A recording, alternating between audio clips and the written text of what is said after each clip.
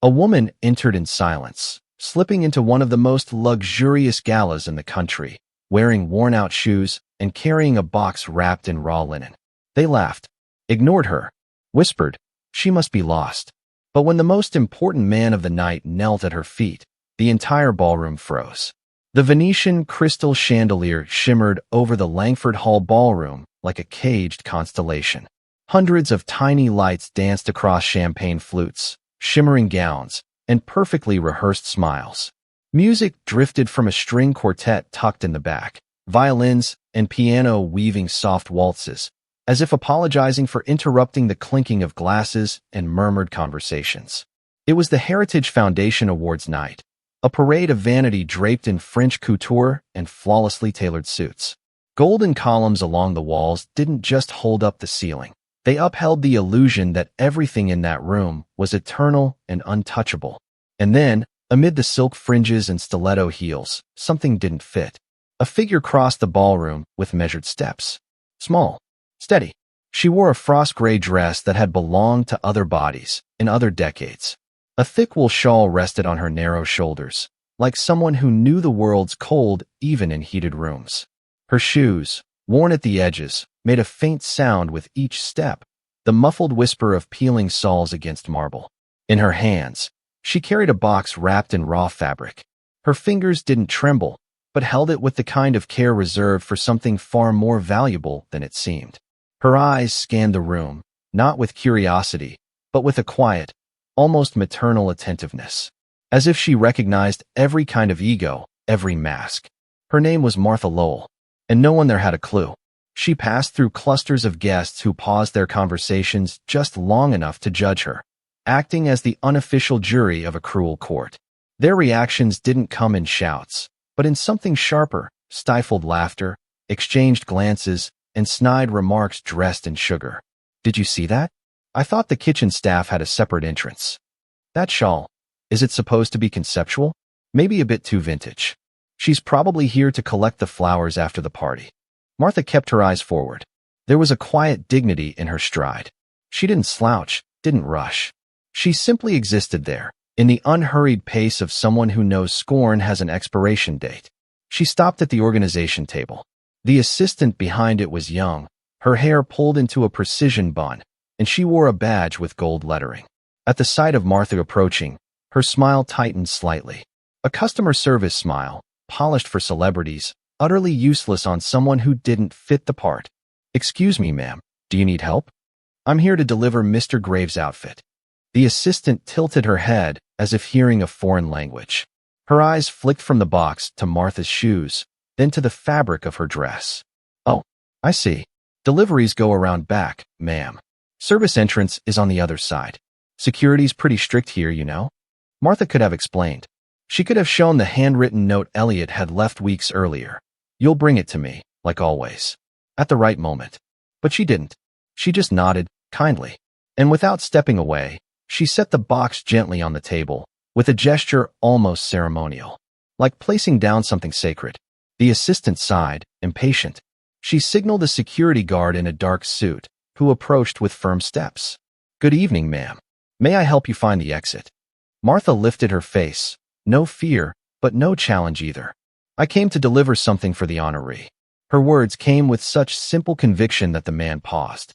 For a second, the authority of the entire event seemed smaller than that quiet voice. He glanced at the assistant, who was already averting her gaze, uncomfortable. You can wait, over there in the corner, ma'am. Just for a few minutes. Martha thanked him with a soft nod and walked to a dimly lit corner of the ballroom. She stood there, hands resting on the box. Invisible, but not absent. And that's when Damien Voss saw her. A famed designer, media darling, always trailed by young people who laughed more than they listened. He wore fingerless leather gloves and a black scarf wrapped 3 times around his neck. He pointed toward Martha like someone commenting on a crooked painting. Can someone please return the relic to the museum? Laughter. Isn't it ironic? Tonight's all about celebrating a new vision of fashion, and we get this. One of his companions feigned concern. Maybe it's performance art. You know how conceptual they get these days. Damien smiled, sharp as glass. Concept? This is trauma, not concept. The aesthetic of stubbornness. More laughter. Martha, though she heard them, didn't move. Her eyes were fixed on a far-off point, as if she were listening to a different kind of music. The kind that doesn't need strings or spotlights. That silence between the snip of scissors and the first line of stitching. And inside the box, nestled among white fabrics and tiny hand-sewn stones, lay something no one in that ballroom was ready to see yet. The full story of a boy and the woman who had taught him how to dress the world with dignity. At exactly 8:12 p.m., the MC received a whisper in his earpiece. "We need to start." A low murmur began to stir across the central ballroom. The honoree was over 40 minutes late. A few louder laughs faded under impatient glances. A waiter passing with a tray of sparkling wine caught sharper whispers than the drink itself. Think Elliot Graves is having second thoughts? Or maybe it's just a publicity stunt. He's always been eccentric. But this is just rude. And the nerves weren't only in the crowd. Off to the side, behind the velvet curtains that split stage from backstage, the production team was already scrambling for solutions. One assistant, sweating through his too-tight blazer, whispered into his phone while another ran a hand through his hair like he was trying to pull out an answer. The outfit wasn't officially delivered. She just left it there and didn't leave. And Graves vanished. That's when Damien Voss stepped in, grinning like an actor entering on cue. His scarf fluttered like a scandal's flag. "Darlings, may I suggest something?" He paused for effect. "I have a piece from my new collection. Unreleased. Modern tailoring with a Baroque soul. It fits the body like a whisper in your ear. I could save the evening." He glanced directly at Martha's box. He didn't even try to hide the disdain as he stepped closer. "If you're even considering this, you must be desperate. And desperation demands elegant solutions." Martha didn't react. She simply slid her fingers across the lid of the box, as if brushing away invisible dust. A minimal gesture. Unshaken. The assistant looked between them. The decision teetered. Damien pressed on. "Let common sense guide you. Elliot won't want to walk on stage dressed by someone unknown, especially tonight." For a moment, the production room hesitated. And it was in that exact instant, as if the universe had held its breath just long enough, that the movement at the back of the ballroom shifted. Someone was making their way through the crowd with calm, steady steps. No bodyguards. No announcement. Elliot Graves. No suit. No tie. No theatrics. Just a simple black t-shirt, softly pressed dress pants. Hair tousled, as if he'd walked through a storm, or through thoughts too heavy to bother with his reflection. The first to notice was a photographer, who instinctively raised her camera. But Elliot ignored her. He ignored the waves, the forced smiles, the curious stares. He walked past Damien without even acknowledging him. He went straight to her. "Martha." And in front of the woman who had been invisible to the entire room, he knelt. Knelt like a man returning, reconciling with something larger than himself. Martha's hand, pale and thin, rested atop the box. Elliot took it in his, gently, reverently. The room fell silent, not out of respect, but confusion. No one understood. "I'm late, Grandma. I'm sorry." His voice was softer than the murmurs around them, yet clear enough for the world to hear. Martha didn't smile. She simply touched his face with her thumb, just as she had countless times before, in a world that once was a dirt yard and scraps of fabric hanging on a line. "You're right on time, sweetheart." For a moment, time split in two, and in the space between one whisper and the next, an image bloomed. The little sewing room in the back of the house. The amber light of late afternoon slipping through a sheer curtain. Elliot, still a boy, sitting on the floor playing with empty spools. Martha's hands cutting fabric with scissors too large for her fingers. The sound of the radio in the background. Laughter interrupted by fatigue. Thread being guided through the needle by eyes trained by life. The whir of old sewing machines, like a heartbeat keeping the home alive. Back in the present, Elliot stood. He picked up the box as delicately as one would lift a newborn. He didn't say another word. He simply walked toward the backstage. People looked at each other. Some laughed nervously. Others tried to mask their surprise with dry, technical remarks. Well, maybe he's going to improvise. Could be part of the act. Elliot loves a dramatic entrance. Damien folded his arms. He faked indifference, but the tension in his jaw betrayed his discomfort. His salvation of the evening had just been dismissed by a gesture he didn't even know how to interpret. In the corner of the ballroom, Martha remained still. The room began to breathe again, unaware that something had shifted. They didn't know yet, but they felt it.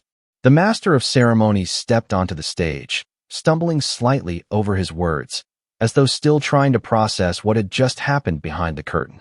Ladies and gentlemen, it is my great honor to welcome tonight's honoree, Elliot Graves. The lights turned toward center stage.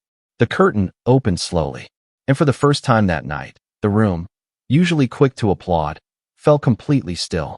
Elliot appeared, but this wasn't the Elliot from the editorials. Not the magazine icon, not the cocky prodigy from interviews. This was someone else. A man carrying the weight and beauty of his past in every thread. The suit was dark gray, but under the lights, deep hues of blue and wine emerged, like the autumn evenings in the South where he grew up. The cut was flawless, snug at the shoulders, relaxed at the arms, as if embracing the wearer. The stitching, oh, the stitching. It was visible, but intentional. Crisscrossed lines across the chest, like scars sewn with dignity. Each stitch seemed to hold a story of struggle turned into strength. Inside the collar, subtly embroidered, was a nearly forgotten symbol, the old emblem of Martha's Atelier, a pair of scissors intertwined with a sprig of lavender. On the sleeves, barely noticeable embroidery echoed childhood drawings, a little boat, a sunflower, a piece of sky. The ballroom, for the first time, was utterly still.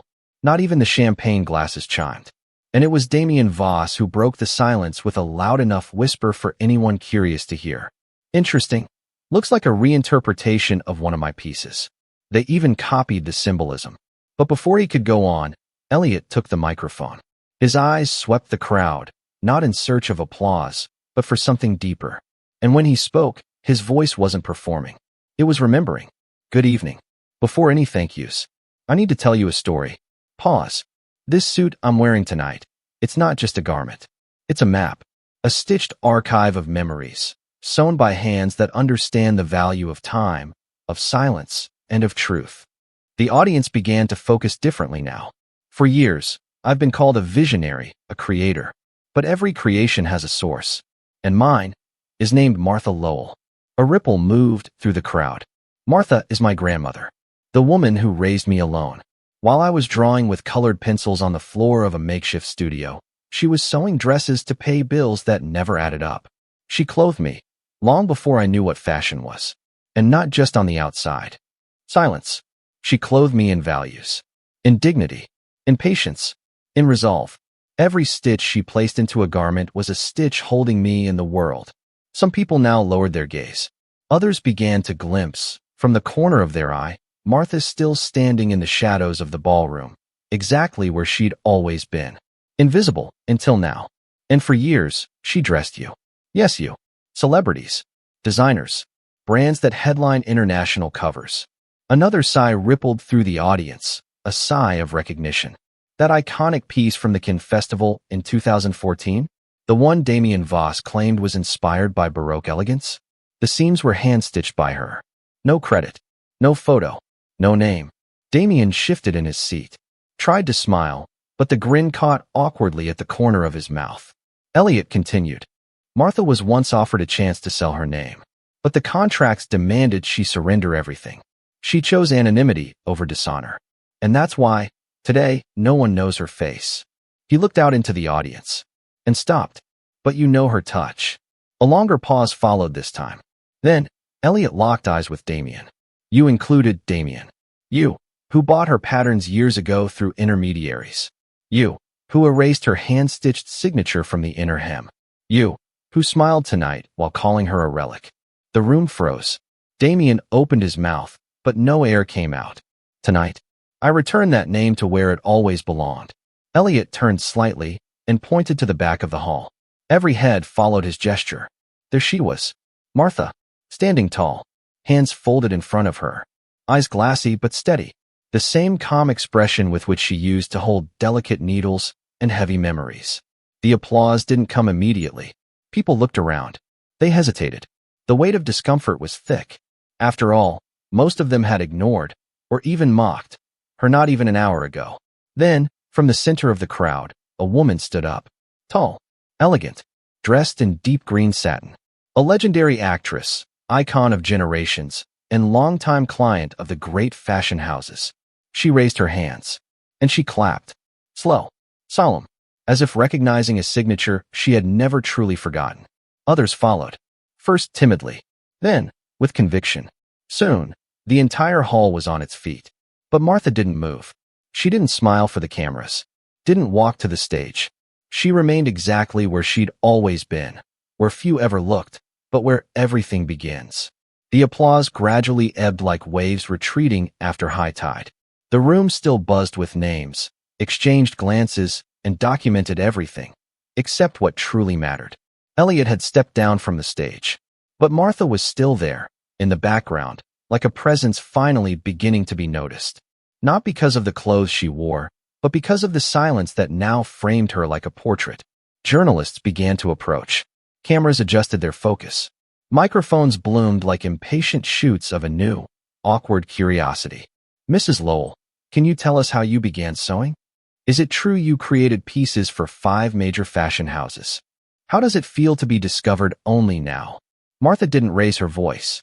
She simply lifted her hand, palm facing out, gentle but firm, and said, I don't have answers for spotlights. Some stepped back, disappointed. Others forced a smile, already scanning for a better angle. That's when a young reporter approached. Her hair was hastily tied, her shoes worn, much like Martha's. No microphone, no recorder. Mrs. Martha, I'm not here for an interview. I just want to understand. Her voice was low, honest, the kind of voice you hear even in a storm because it carries truth. Martha looked at her, just looked, for a moment. Then she spoke. The secret to tailoring is knowing where to cut and where to stitch. She paused, her eyes focused on a distant point, as if tracing the invisible thread of memory. And in life, it's the same. The young reporter didn't respond. She simply waited, honoring the silence between memories. And Martha returned, not to the past, but to one specific moment. One of those memories life keeps folded inside the chest. The lamp's light was dim, but enough to illuminate the paper patterns on the table. The clock ticked past 2. Outside, the wind tugged at an empty clothesline. Martha sat before the sewing machine, eyes half closed, hands tired. Her fingers ached, but the coat had to be finished by morning. A demanding client. Burgundy silk, satin lining. Every stitch had to be perfect. Next to her, on a thin mattress on the floor, Elliot slept. He must have been 6, maybe 7. Curled up in a piece of raw cotton, the leftover scrap from the last commission. He had turned it into a blanket. The hum of the machine was steady, rhythmic. But between stitches, Martha glanced at the boy. His small chest rose and fell gently. When she finished, instead of turning off the light, she took white thread and did something no one had asked for. Inside the coat, right where the heart would be, she made one extra stitch. Off the line, off perfection, as if to say, without saying, it's human. It's real. It's yours. Back in the present, the young reporter looked at Elliot's suit. Her eyes focused right at the center of his chest. It was nearly invisible, but it was there. A stitch folded into itself, a small intentional flaw, like a whisper amid shouting. She pointed gently, almost without touching it. That stitch, did you leave it imperfect on purpose? Martha smiled, a smile not of pride, but of memory embroidered at the corners of her lips. It's not wrong. She turned slightly, like someone finishing a piece with the final stitch. It's what makes it his. The reporter didn't say anything else. And once again, Martha fell silent. But this time, for the first time that night, it wasn't a silence of invisibility. It was the silence of someone who had always known her worth, even when the world looked away. The hall was still dimly lit when Elliot found Martha in a side corridor, far from the flashes and the loud praise. She was seated on a wooden bench against a wall of old marble, holding the lid of the now empty box. Her fingers traced over the folded raw fabric inside, like someone recognizing, in the stillness of matter, the end of a journey. Elliot approached slowly. Grandma, there's something I want to ask you. She looked up, and his eyes were the same as when he was a boy, unsure but determined. I want you to join the team.